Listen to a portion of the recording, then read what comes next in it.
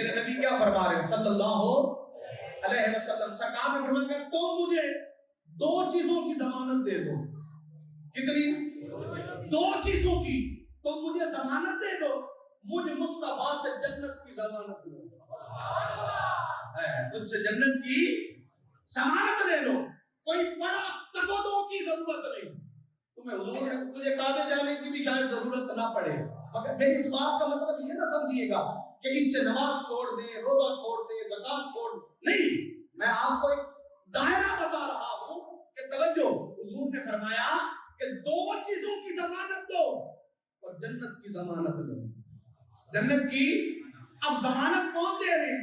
جن کے لیے اللہ نے فرمایا لولا قلم خلقت الافلاق، کہ محبوب اگر میں آپ کو نہ بناتا تو کائنات کی کوئی شے ہی نہ بناتا.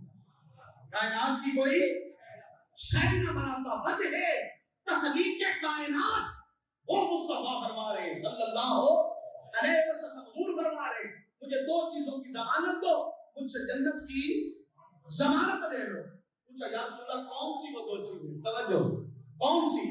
سرکار نے نہیں فرمایا تہجد پڑھا کرو، حج کیا کرو، سخی بن جاؤ، نمازی بن جاؤ، کعبے کے متولی بن جاؤ، جنگلوں میں نکل جاؤ، دنیا چھوڑ دو. نہیں، یہ سب اپنی جگہ مقام رکھتے ہیں، ان سب کا اپنا اپنا مقام ہے.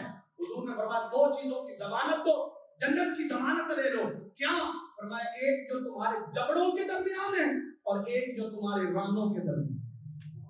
یعنی اپنی زبان اور اپنی شرمگاہ کی مصطفیٰ کو ضمانت دو اور مصطفیٰ سے جنت کی ضمانت لے دو.